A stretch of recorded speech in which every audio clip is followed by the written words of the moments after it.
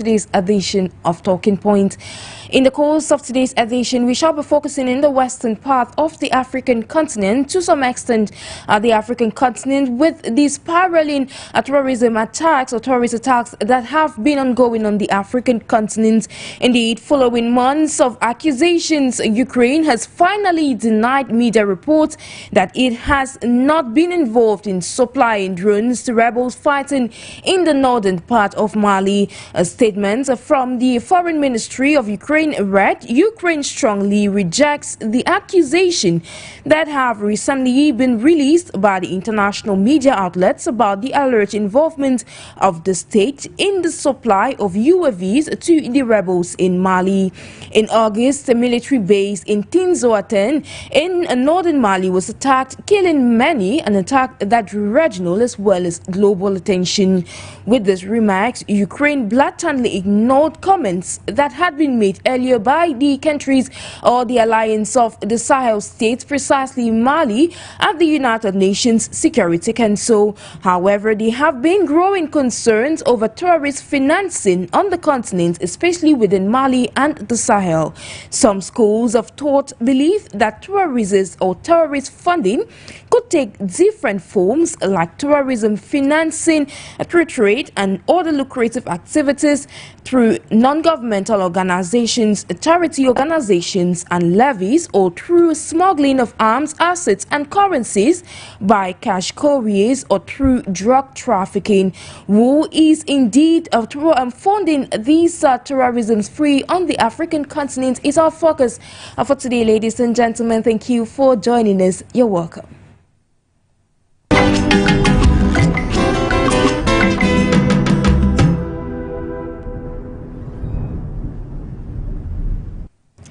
It's a new day with a new topic, ladies and gentlemen. It's a pleasure to be in your company. And of course, like we mentioned in our preamble, this day we focus not just in the West African part of the continent, but equally talk about the spread of terrorism attacks across Africa at a time where countries within the continent are striving to see how they can curb or fight, or better still combat this plague. And of course, this is coming at a time when Mali had tabled accusations or complaints to the United Nations Security Council in a letter, alongside other countries of the alliance of Sahel states, blaming Ukraine for supplying the terrorist groups in the country with weapons. Of course, recently we saw Mali that came out to distance itself from those allegations. And of course, today we ask ourselves, who is behind the terrorist financing of funding on the African continent? And to discuss this day, I'm being joined by Dr. Stanley FONGOD, PAN-AFRICANIST, who is joining us all the way from the US. Thank you, Masley, sir, for joining us. Thank you so much, Sharon, for having me, and thank our viewers for joining in or tuning in as well. So I hope today we will have a productive conversation. Indeed, we look forward to a very fruitful and productive conversation, one that will bring about a narrative change within the continent of Africa, and of course bring to the table, bring on deck solutions to this issue which the continent is grappling as of now. And to debut today's conversation, and now, why do you believe that Ukraine at this particular point in time have decided to distance itself from the numerous accusations that date back to August from Mali as far as supplies to terrorist groups in the West African nation is concerned? I think NATO and the United States of America, it's clearly letting Ukraine knows that there are certain things that should not happen and certain things should not be happening. So the United States, it's behind this. It's behind the assertion that Ukraine is now making, distancing itself from or herself from what is happening in Mali. But the truth of the matter is, whatever it is that is happening in Mali has the fingerprints of Ukraine all over it. You have UVEs that are, and other military assets that have been spotted in and used in Mali that was headed for Ukraine. And most of these military weapons are actually from the United States. So they never ended up in Mali. without, first of all, making their passage through Ukraine. So we have to be able to understand that there is just no way in which we will be talking about Ukraine outside of the fact that Ukraine is fully present in Mali, using their proxy in Mali to fight the Wagner group, which is a Russian asset group that is actually present in Mali.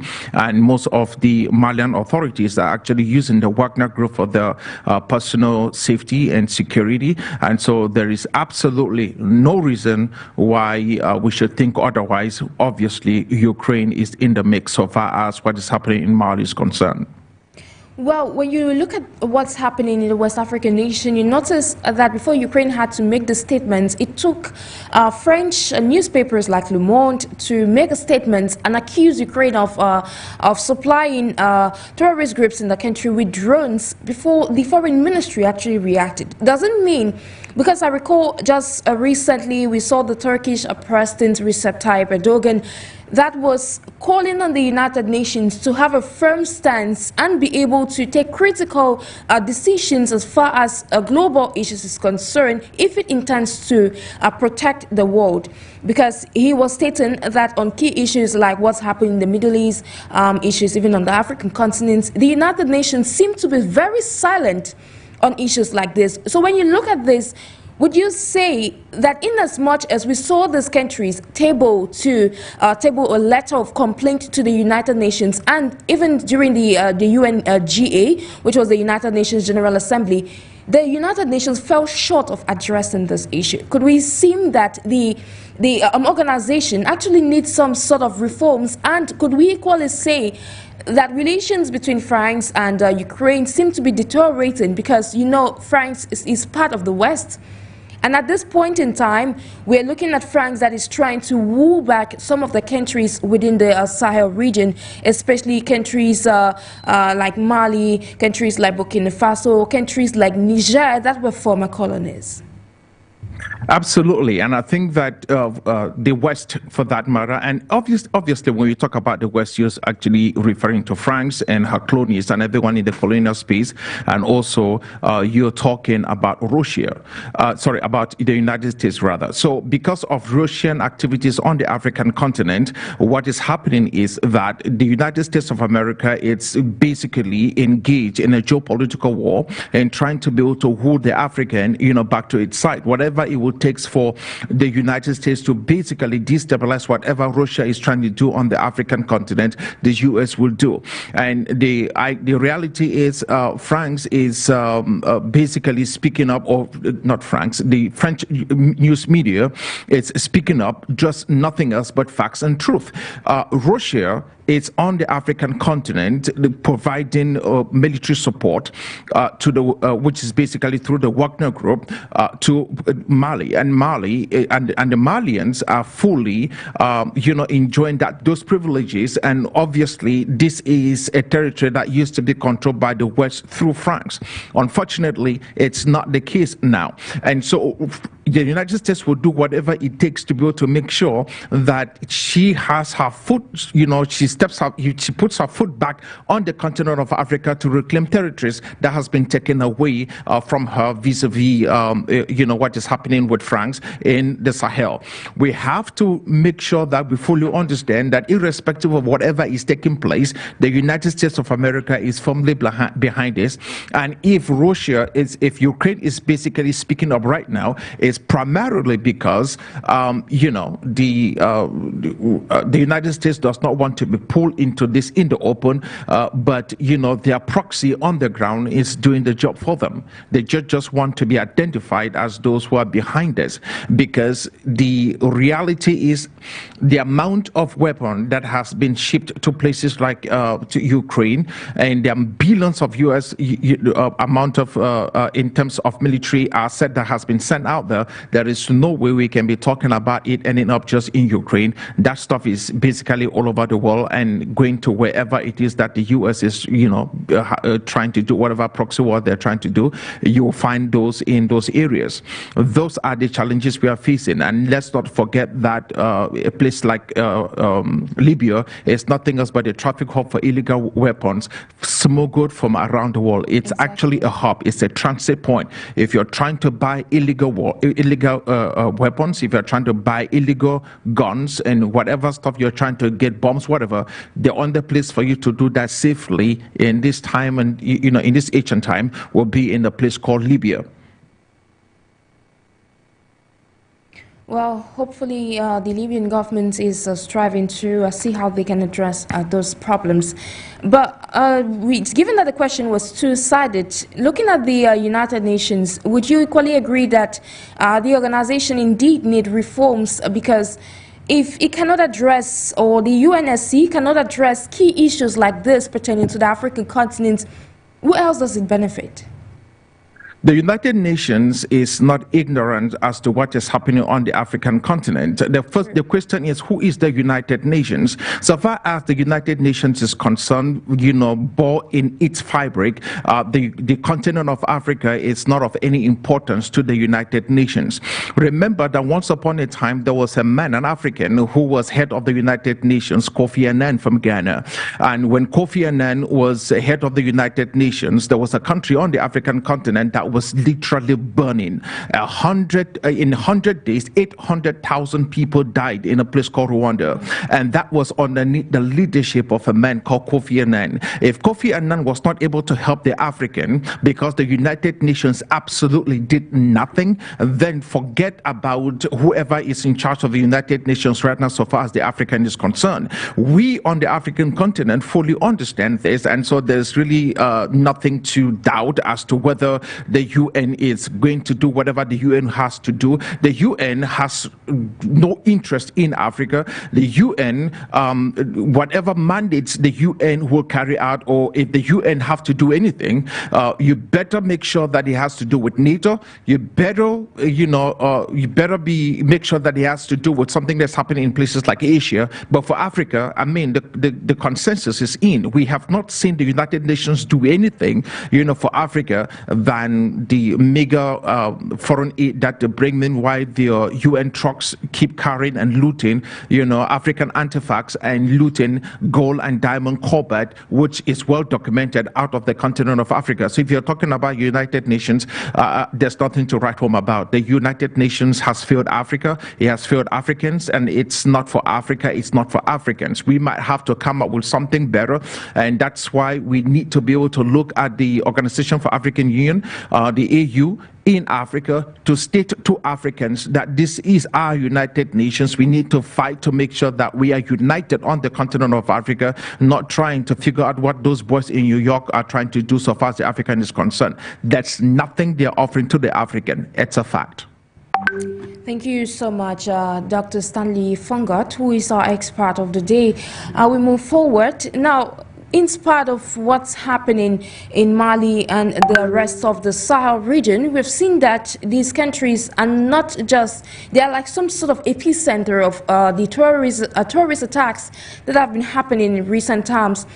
But when you look at these, could you believe, or would you agree that it is imperative for a collaboration within the African continent? Because you look at those countries within the Alliance of Sahel states, there is some sort of collaboration which will acknowledge in recent times there have been some sort of drop in the attacks that have been taking place in that part of the West African sub-region.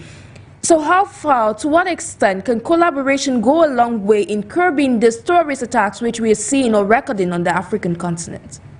Well, the issue is, if you're trying to be able to stop what is happening in places like in the Sahel, you need to first of all understand what are the funding sources for these terrorist organizations. And if you are able to identify those funding sources, then you should be able to set up a robust system where you can be able to handicap, howbeit, stop whatever is happening so far as terrorist activities are concerned. First of all, we have to look at Libya.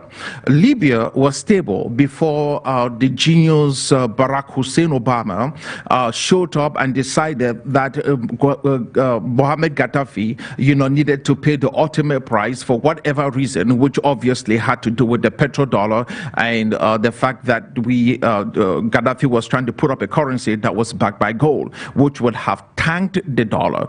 That being said, the eliminated Gaddafi, left a vacuum in Libya, and now Libya is absolutely not stable. Most of the weapons that are being smuggled to terrorist organizations in the Sahel are being smuggled through Libya. Libya is the gun route, all right, it's the bomb route. However you call it, Libya is bad. It's bad for Africa the way it is right now. And the Sahel is going through pain because of Libya.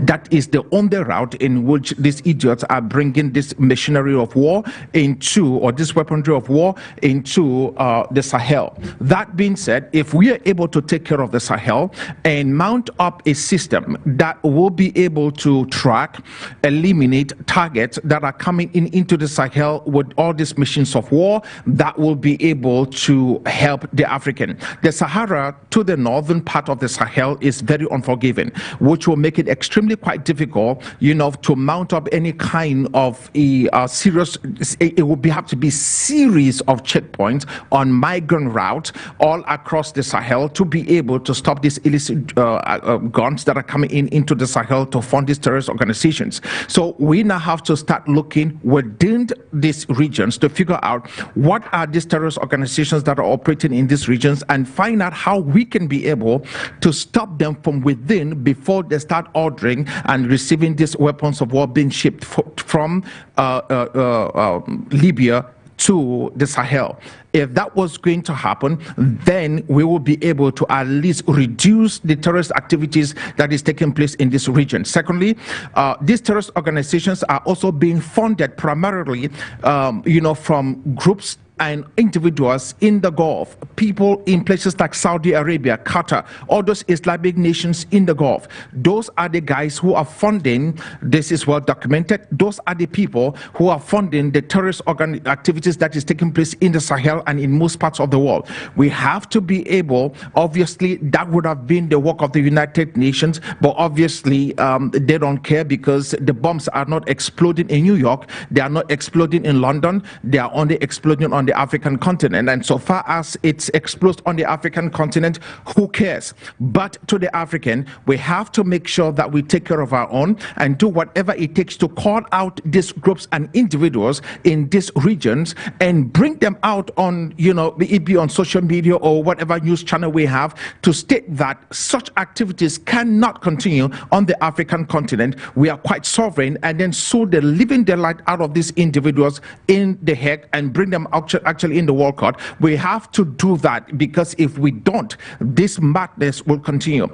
That being said, we also have to make sure that we fully understand that these terrorist groups are only they're only hiring Africans to basically carry out this madness, which means that the people who are literally going around bombing and killing, most of them are actually Africans. You're having very limited terrorists coming in from outside of the Sahel into the Sahel. These are Malians and folks from Niger and folks from Burkina Faso, that has been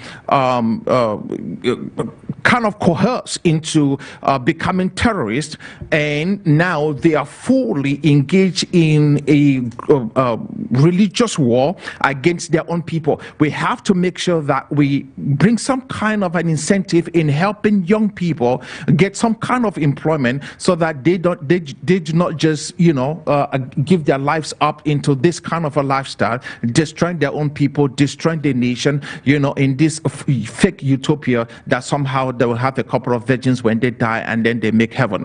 That is something else that we need to be able to fight against. But the truth of the matter is, we must focus within Africa than without. We must try to make sure that we take care of our own and try to make sure that we bring young people out of this madness and then bring them more into the job market, create an environment where the private sector can flourish so that they themselves can be employed. And if somebody has a job and is making money, trust me, the person will not be thinking about no 72 virgins somewhere else in some utopia utopia called heaven.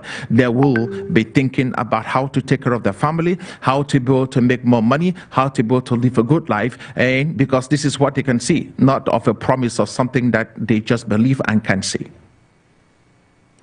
In fact, you mentioned that the priority of the African continent should be on Africa. Africans need to prioritize the growth, the prosperity, and of course, the peaceful nature of the continent if they want the continent to thrive. Now, when you look at the context of the African continent, we have numerous foreign military bases present in the continent of Africa. But the other way around is not true, because rare would you see, say, Africans having military bases present in the foreign countries.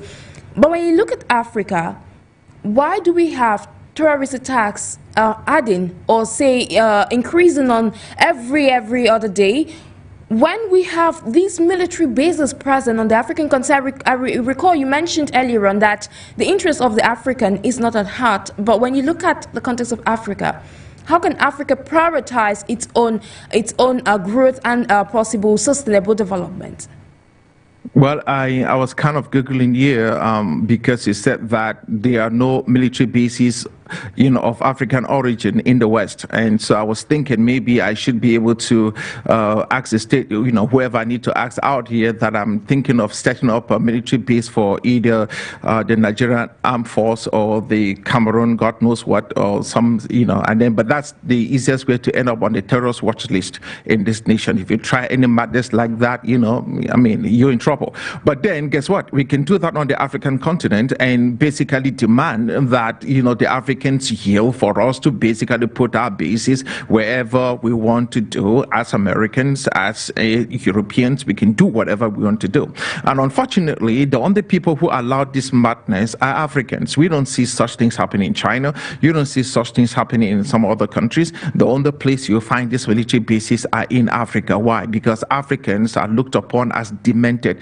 Africans are looked upon like people who are not intelligent enough. If you look at most pictures, I'm sure if you ask the West to basically do a caricature, draw an African, and what do you see? He would draw an adult in diapers.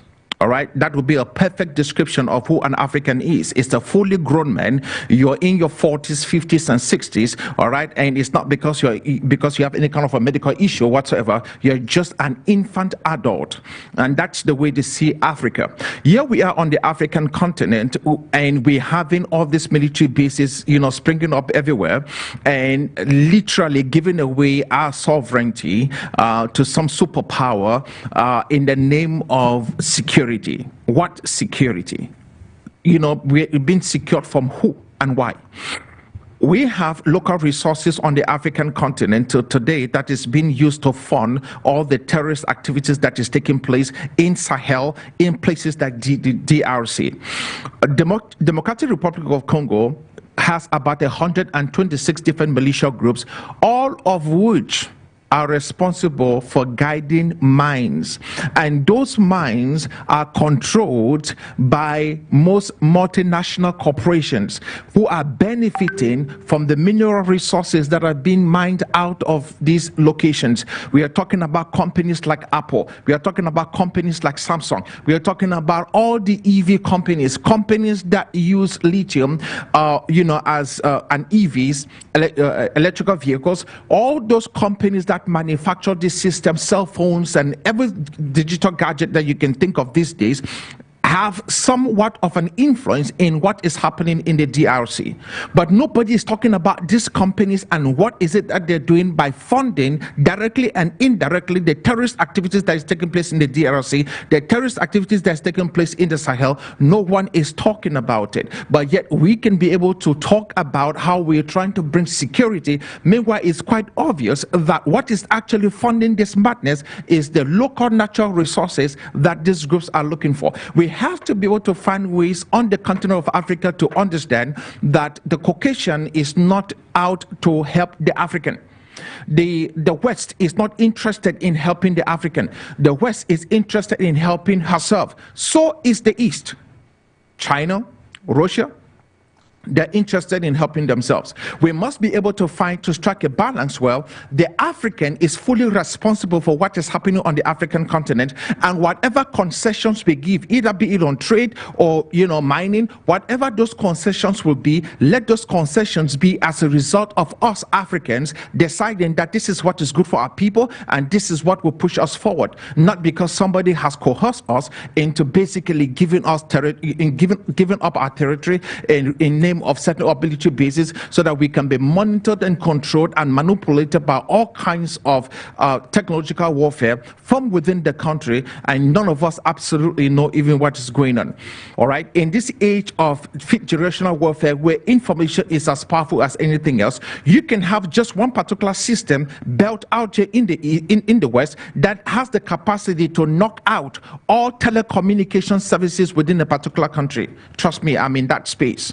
All right, within less than 10 minutes, all just jump up all telephone signals within a particular country, so that even the country's own national defense system, in relationship trying to defend themselves, will not even be able to communicate from one base to another base. That's how serious this stuff is. But we sit back, as ignorant as we are, all right, eating cassava somewhere, drinking palm wine, or eating cola nuts, and thinking that we are on top of the world, not knowing that we are absolutely nowhere but in full control of whoever it is that we have given access to our countries to. That in itself is scary. But unfortunately, those are the kind of leaders we have on the continent of Africa, and that's where we are now. We have to do better. Exactly, and of course, speaking of doing better, you cited earlier on the repercussions of what happened in Libya, which we saw over a decade ago, and of course, you cited that Libya stands to be one of the hotspots of, say, weapon trade on the African continent. Looking at that, you see terrorist attacks are on the rise on the African continent. It's no news. But we're looking at ways through which we can bring to the table solutions to address this problem. Looking at bringing solutions, could you create a link to how what's happened in the Sahel, it's one of the repercussions of what transpired in Libya over a decade ago? Of course. I mean, the only reason why we're talking about the Sahel right now and talking about places like Mali basically, falling into the hands of ISIS, where manuscripts, ancient manuscripts as far back as the 7th century, 10th century, 14th century is being destroyed by lunatics who basically believe in a French idea of Islam, is because Libya failed. Without Libya falling, there will be absolutely almost zero terrorist attacks in the Sahel. You will not have any of those madness taking place. All of those weaponry, all of that, those ideologies, Islamic terrorist ideologies, came from Libya. The route was Libya, and you have to thank Barack Hussein Obama for that. All right, I think that one of the good things that that administration gave to the Africans was the terrorist activities that is taking place in Libya. There was nothing he ever did for the African, not even to the African Americans in the United States of America. All right, so the only thing that was given to the African was the madness that took place in Libya. And that is where we are today. Unfortunately, if we do not take care of Libya, I'm telling you the truth, those in the Sahel will continue to suffer. Somehow, those boys in the north, Tunisia, Morocco, those guys in the north have to find a way, all right, to make sure that there's somewhat of a stable democracy, even if it be converting that stuff into a kingdom, or whatever stuff that they have to do, just so that we can stop the spreading of illegal guns into sub-Saharan Africa through Libya. That will absolutely be good. Don't forget that the migrant route from sub-Saharan Africa to Europe is actually through Libya. That's the main migrant route, is through Libya.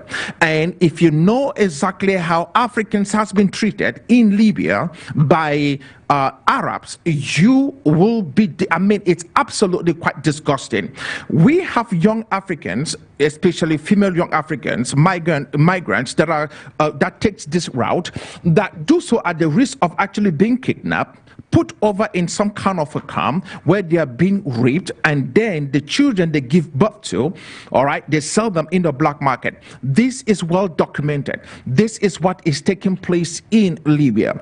So, and this was not taking place when Gaddafi was alive. Unfortunately, we are seeing these things happen now. We have to do whatever it takes to make sure that we put an end to this by bringing some kind of a stable democracy into Libya. I have never been a fan of whatever is happening in North Africa, but at this particular point in time, it is to the interest of those in sub-Saharan Africa to make sure that Libya is stable. And so we will have to call on the United Nations to make sure that something is done so far as Libya is concerned. And secondly, obviously, we have free guns roaming all over the world, especially after the botched exits of the United States out in places like Afghanistan. Those guns are actually heading onto the African continent as well. And from other sources, we have to make sure that there is some kind of a serious control so far as the continent of Africa is concerned, that we have borders that are strong enough to be able to make sure that we put up a resistance to whatever kind of trafficking is taking place, either be drugs or either be guns. And the reason for that is because drug trafficking and guns go hand in hand. If you look at the places like the Sahel, you will discover that there's an increase in drug trafficking, so there's an increase in guns. And in some other parts of sub-Saharan Africa, in places like Cameroon, in places like Nigeria, you're seeing an increase in drugs and obviously drug trafficking, the kind of drugs that was not known to those areas before, crack cocaine and all kinds of stuff that is now common. You can buy it anywhere on the continent of Africa, in sub-Saharan Africa. That is scary. We have to be able to make sure that we build a robust front to put an end to these partners, because the consequences and the outcome of what would happen eventually in 5 years, 10, 15 years to come, you know, you will not like it. It will be, it's going to collapse our society as we know it. Thank you so much, Dr. FONGOD. Staying with you, do you mean that if the political crisis or turmoil that is ongoing in Libya, if sorted out or finally resolved after over a decade, then we should be seeing an end to terrorist attacks in the Sahelan region? Absolutely, we will, because logistical support to those in sub-Saharan Africa will no longer be there. That means that these local governments have the capacity to zero in on these groups and then eliminate these groups, how be it convert them and bring them back, integrate them back into society. But if that's not the case, where we are constantly supplying and then allow them to be able to regroup, rearm, then, you know, and also not just rearm by basically just having weapons being sent to them, but rearm psychologically and mentally by having them listen to whoever is their coach, mentor, and spiritual leader. That in itself is problematic. We have to be able to make sure that in those areas, Muslims, and most of those countries are all Islamic nations, that Muslims and those find Muslims in places like Libya, in places like Niger, Mali, Burkina Faso, let them basically be able to come out and stand out and speak against this terrorist groups like ISIS and Al-Qaeda. We have to be able to speak out, let Muslims talk to other Muslims about what is going on, rather than those of us in sub-Saharan Africa trying to lecture those boys what to do. They understand the religion, they understand it fully, and it's left to them to be able to basically deliver their nations. Thank you so much. That is Dr. Stanley FONGOD, guest expert for today. Now, moving forward, it's often said on the African continent that a divided house, or better still, divided kingdom, cannot stand. And in this case, that divided kingdom should be the African continent. Now, with this flare of terrorist attacks, insurgency on the African continent, is this inflicted on the continent of Africa in a bid to hinder some sort of emergence of the African continent? Well, in more ways, I don't really think that this has anything to do with that. And I think that the emergence of the African continent into the 21st century, rising and punching her weight, that has been hindered from day one. And this has to do with the colonial era. What is happening right now, so far as the African is concerned, is the fact that we have become so porous. We have all the mineral resources that the world is looking for, and they will do whatever it takes to collect. So that means if you're going to look at a place like the Sahel and also look at a place like the DRC, we can be able to make those assertions that this is intentional. And obviously the DRC have not had any functioning government for God knows how long, and it's intentional. The DRC militia groups are intentional, and anyone who says anything else is demented, something is wrong with your head. You need to be able to look at the DRC. How come that there is one particular spot that has all the mineral resources the world needs, and that particular spot has not known peace? The only reason is because if it knows peace, then the rest of the world would have to pay fair value for whatever it is that is being yanked out of the DRC. Private planes are flying into the DRC every single day. They are lifting up, they fly in, lift up all the mineral resources they can carry, and this is an operation that is taking place every single day. So here's the question: how come groups like the United Nations can be talking about human rights on the African continent, and the only place that the human rights talk does not reach is either the Sahel or is either the DRC? How come we are talking about how we can be able to help the environmental issues that is facing the world? We can talk about how we want to go green in the West, but the only place that we don't talk about going green is at the mines that we are mining the same resources we need to go green in the West. So which means that environment in the West is far better than the environment on the African. So which means that the African would have to die to make sure that the West goes green, so that the West, so that those children born in the West can grow up in a particular environment where they are taken care of, so that issues like cancer will not be their portion. All right, so issues that has to do with all kinds of hard minerals will not be their issues. If you look at places like the DRC, you'll have children being born with cleft palates. And the reason for that is because of the hard mineral. It is so bad in the DRC that there are areas where you cannot even use the water running in streams to be able to water plants. They die instantly. All right, that's what's happening in the DRC. So we have to be able to, to come to a general consensus that basically states that there is a lot that is being done to the African, not so much to destroy, stop us from actually coming together as a bloc, but so much because those whoever are doing this are trying to be able to harvest as much as they can while we are still, slumbering and doing nothing about it. My solution is the United Nations, the AU rather, has to come out with something that specifically states today that all mining activities in the DRC needs to stop. All mining activities, no matter what it is in the DRC, needs to stop. Before we will mine, before you will dig up anything out of the DRC, we must make sure that there's a fully functional government in the DRC. If that was going to be the case, I guarantee you, those who are behind this madness will now show up out of the woodwork. You will now be able to see them. But as long as we keep this thing going, where it's like everyone says, I see it, but I'm not seeing it. I see it, but I will not talk about it. Then the DRC will continue to go through what the DRC is going through right now. You cannot even spend an hour in a place like Goma without hearing the sounds of AK-47. That is insane.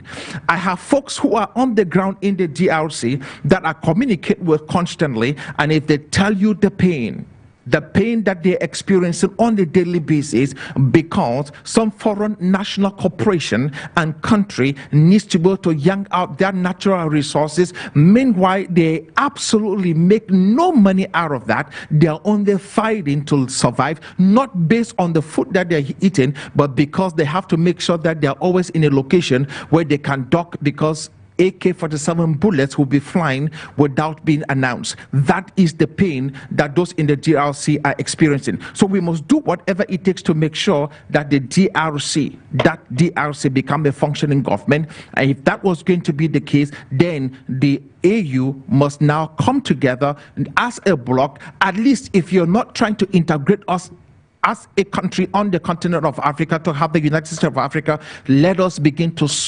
legitimately be involved and engage in solving legitimate issues. We have sent United Nations trucks into the DRC. And what have they done with those trucks? Those trucks has become instrumental in looting the DRC. We carry soldiers into the DRC, leave them in the DRC, and then load those trucks with cobalt and then drive those trucks out to wherever the United Nations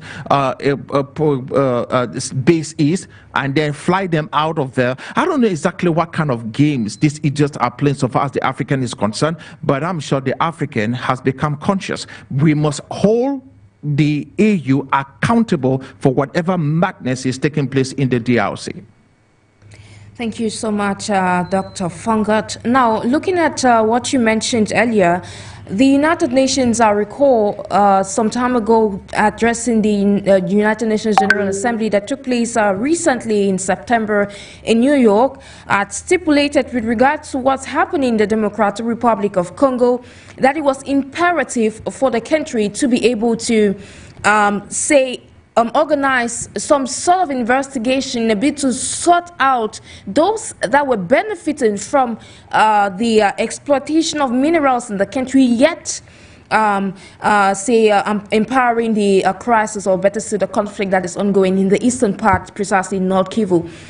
When you look at this, the dissemination of weapons across the African continent, we recall the African Union has an agenda, the Agenda 2030, which is the Silencing the Guns project, an agenda that seeks to curb the spread of weapons within the African continent.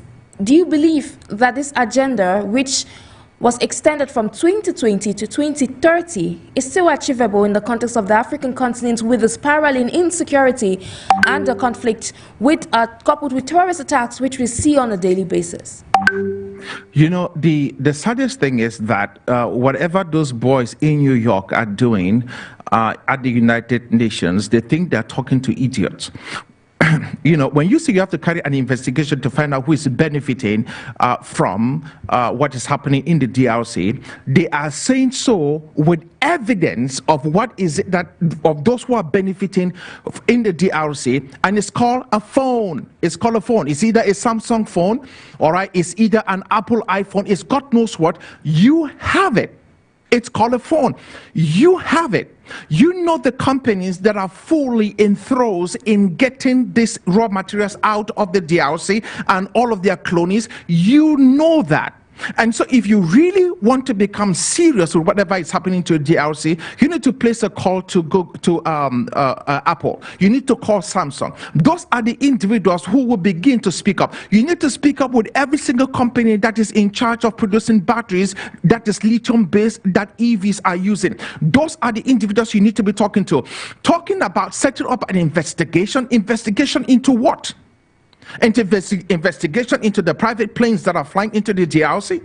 Investigation into what precisely? This is why, should I say it? This is why when you have idiots, right, when you have demented people running a country, running a continent, men who were running a cooperative before. They were like coffee farmers. Somehow they came into politics. I don't even know how they did that. And now they're sitting at the seat of power, completely clueless as to whatever is going on. They can make some useless and stupid statements like that. What are we investigating? If not that you think we are stupid or we are just idiots, what really are we investigating? There's nothing to investigate. We already know exactly what is taking place. This is well documented. It has been taking place for the last 30 years. So why are you talking about what we need to do? We know exactly what's going on. We fully understand what is going on. The reality is, as long as we are not able to call out these multinational corporations as to their funding of the terrorist activities that is taking place in the DRC, so that they can be able to state categorically that we are not longer going to use anything else that is coming out of the DRC. I think the DRC produces or owns close to more than 30% of all the world's cobalt. So if the DRC stop its production, then the world would have to pay attention to whatever is happening in the DRC. Unfortunately, they will not do that. The reason why they will not do that is because they are in the pockets of all the multinational corporations. That's the fact. They can come and say all of that madness. It sounds good. The news media organizations will carry and run with it, and then they'll look like live to say there's some kind of a glimpse of hope. That does not stop the sounds of AK-47 sounding in places like Goma. It does not. We have to do whatever it takes to make sure that we halt the mining. And the only people I trust to be able to do this, God willing, will be the AU. I hope they can't. I wish they can. I pray they can't. I'm optimistic they can. I can't say anything else, but at least, try to consult whatever I can consult to say that I am in deep prayers, or whatever you want to call it, that something good can actually happen so far as the AU is concerned. If they will be known for anything else in life, let it just be that they were able to solve the issues in the DRC, at least. Hopefully, the African Union would be able to address this problem.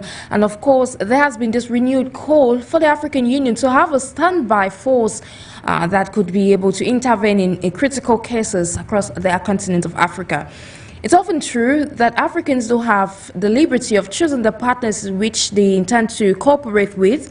And to what extent we're looking at cooperation at which cooperation within African states that would go a long way in quelling the attacks, or better still, the rise of terrorist attacks within the African continent. I recall recently we saw the foreign minister of the Democratic, or better still of Rwanda, during a meeting at the 5th ministerial meeting that took place in Luanda, Angola, on the peace and security issue that's happening in the DRC. He stated, Olivier stated that it was imperative for the Democratic Republic of Congo to disengage the Burundian troops that are taking part or are collaborating with the Congolese armed forces in a bid for them to be able to address the conflict in the Democratic Republic of Congo, alongside the SADC, which is the Southern African Development Community force, that or mission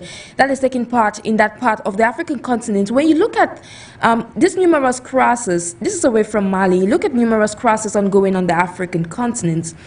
In as much as we have crises or terrorist attacks in the Sahel, we have other countries that are reeling from conflicts within the continent of Africa, and we have peacekeeping missions from, say, SADC, the SADC, and other troops from other countries within the continent of Africa that are collaborating with these respective governments to see how they can be able to quell some of these tensions. When you look at the case of the Democratic Republic of Congo, for instance, and you look at what's happening in Mali, and of course what's happening in the Sahel region, to what extent can collaborative efforts bring about be an essence of regional stability, be an essence for sustainable peace and development, as well as help in quelling this issue of insurgency?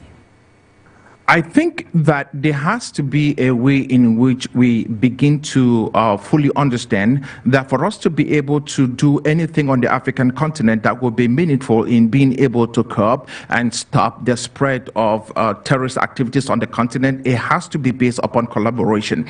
And the reason is because we our border systems on the continent of Africa is not as solid as we think, and people can just cross across, can just walk across international borders on the African continent, and that is the main source to which it is that most of the weapons that are being used, or whatever devices that are being used for these attacks, do travel. We have to be able to make sure that we collaborate one way or the other. If you look at what is happening in the Sahel, when those three nations, Mali, Burkina Faso, and Niger, came together, that was absolutely beautiful, because if you look at the level of terrorist activities that those nations was used to, it actually dropped. And the reason for that was because they were sharing intelligence. Once we begin to gather and share intelligence, is going to curb the levels of attacks that we will be facing concerning the continent of Africa. My point in the DRC will be this: once we have taken care of every foreign intervention or interference in that particular part of the country, of the continent, then we can now begin to address what is happening as the intra-conflict between different groups that is in the DRC. But because of the influence of, and it has to do with money and funding, as a result of the proceeds from the mines from these multinational corporations, it is extremely very difficult to be able to actually come to any kind of a peaceful resolution so far as the continent is concerned. We have to make sure that whatever solution that we bring, or whatever solutions we are trying to be able to enact so far as the continent is concerned, it has to be with Africans, by Africans, for Africans. Once you have foreign corporations, foreign nationals, external influence from foreign governments, either be in the West, be in the East, that in itself is not helpful. We as Africans are matured enough to be able to understand what is going on and take care of our issues. Let me say this: the reality is, if you and I've said this over and over again, but I think it's worth listening to, if we love our children more than we hate our enemies, all these fightings will end.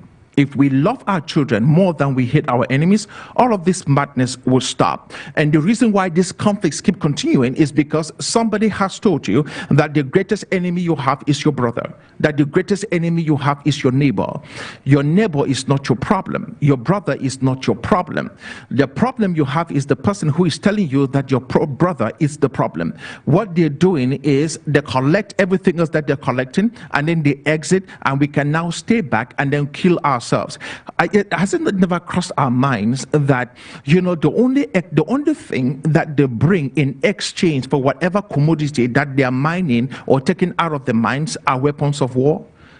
We have never heard about a hospital being created just from the process of a mine. No, they give us guns, not medical equipment, not equipments for farming, not equipments for agriculture. Long after the mining process would have stopped, the land will be left, and the only thing the land will be good for would be for agriculture, except that in places like the DRC, maybe in the next 50 to 100 years, you will never be able to mine in those areas because of how toxic the land has become. Anyone living in that area will be exposed to all forms of cancer. We see this in places in the United States of America. We see this happening in areas in China. We see this happening in areas in Nigeria, in Ghana as well, and also in the eastern part of Cameroon. These are things that are well documented. Unfortunately, it is just the way it is, and we have to do whatever it takes to make sure that we fully understand this and get the AU to be involved in setting up some kind of a standard for us on the African continent.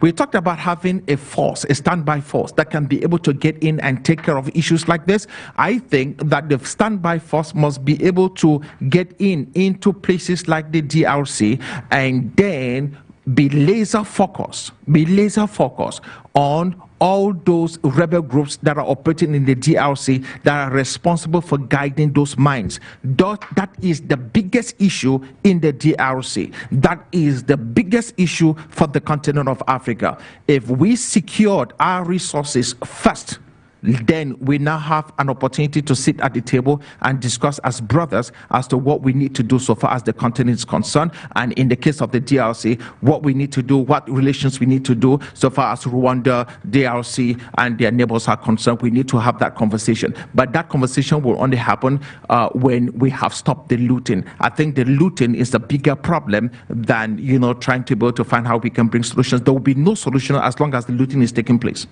Exactly, and of course, it's all about bringing to the table such solutions. That's why we have programs like this on For OMEJE Africa, for us to be able to decrypt ways through which Africa can resolve its own problems, which is African solutions to African problems. Now, would you equally agree that this persistent instability, because you're citing the Democratic Republic of Congo, is some sort of portal for the continuous exploitation of some of the mineral resources that do exist in the African country?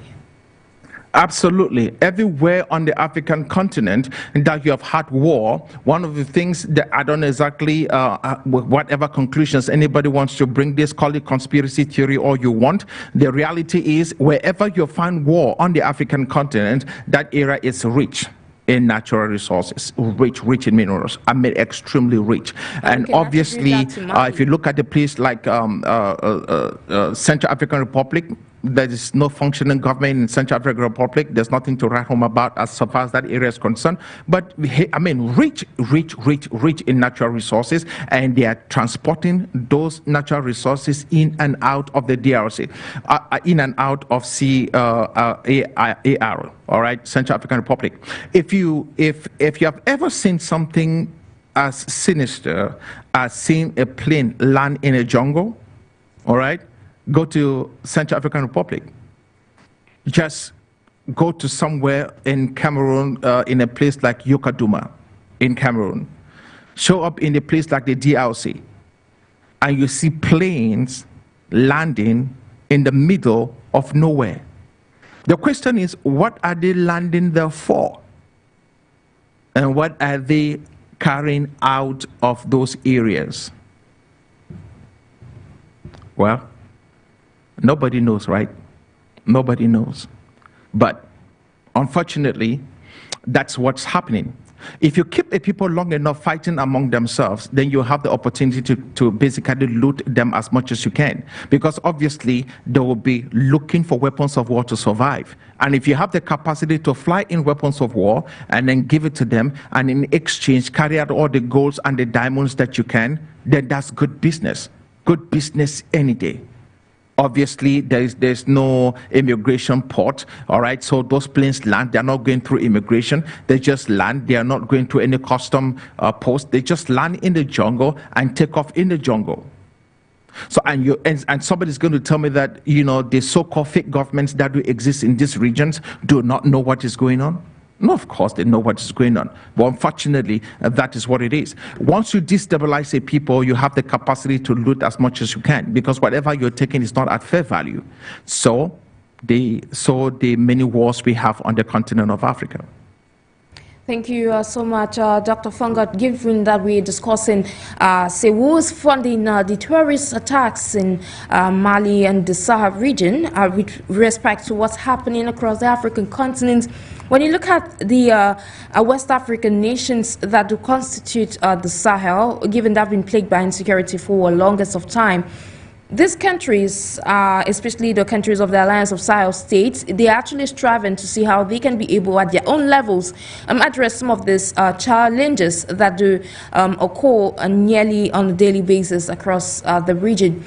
But when you look at these nations, what concrete steps would the government of Mali in addressing this issue of who is funding, and of course how the country can guard itself against some of these threats? How can they brace themselves in the wake of all these threats that are coming into the region, and of course the country? How or what parameters need to be taken into consideration?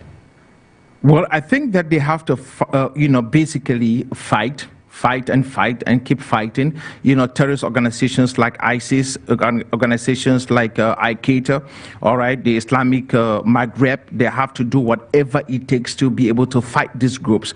And the reason is because these groups are involved in a lot of kidnapping for ransom, which seems to be the way in which most terrorist organizations on the African continent basically get their funding.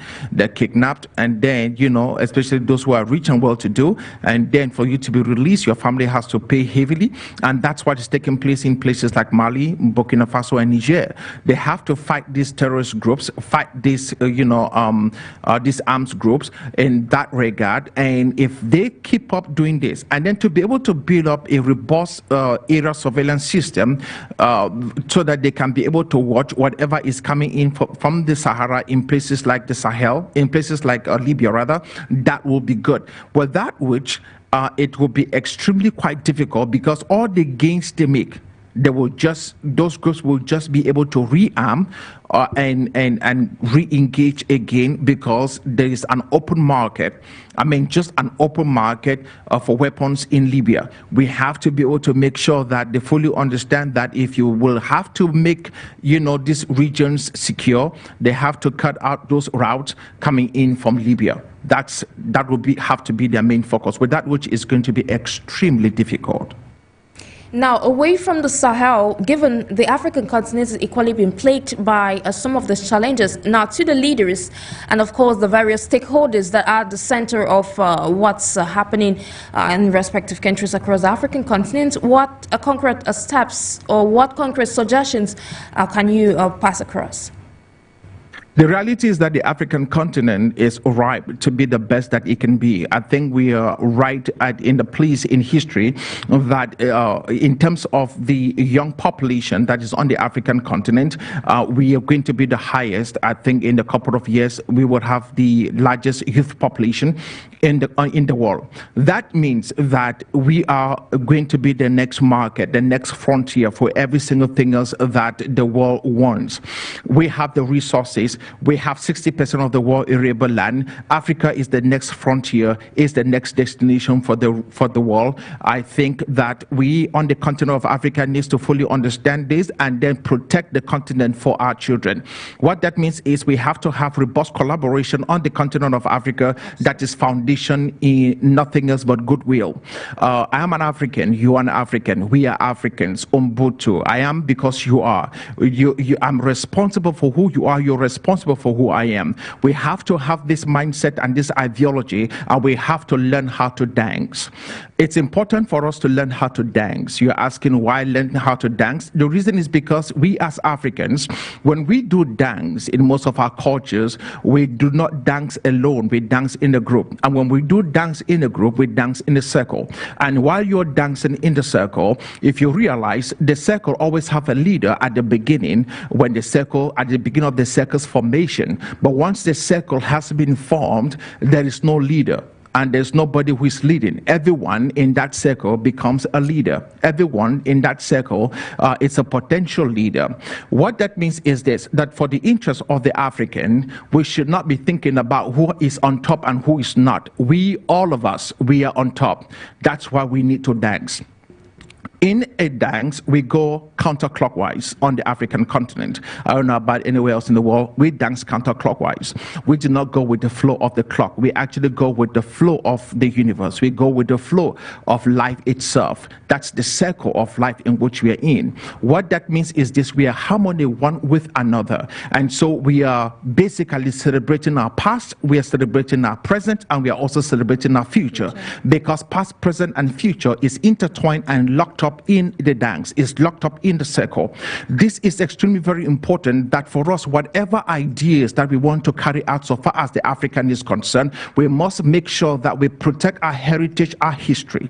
We must make sure that we empower the present generation, which is the present, and we must be able to make sure that we look forward into the future to make sure that whatever gains we meet in the past, and however it is that we are, whatever we are organizing in the present, should be able to give us a perfect outlook so far as our future is concerned. So my word for each and every one of us today, so far as Africa is concerned, is let's learn how to dance. And when we do, let's do it in the circle.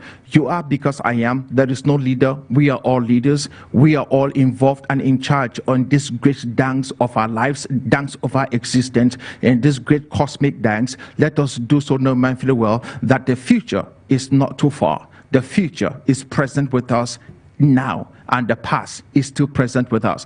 If we do not change things, nothing will change. The reality is that if you're going to ask me to give you any kind of prediction for the future, it's easy to do. If we do whatever we have always done, then I can predict the future. The future will be what it is that we have been through. But if we want to change the future, then we have to do one thing. We must change the present so that we can be able to have the necessary gains that we are looking for so far as the future is concerned.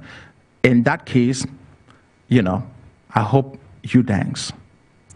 And of course, Africa should learn to promote the Ubuntu perspective. Thank you immensely, Dr. FONGOD, for your brilliant insight on the course of today's edition of Talking Point. Thank you so much, Sharon, for having me.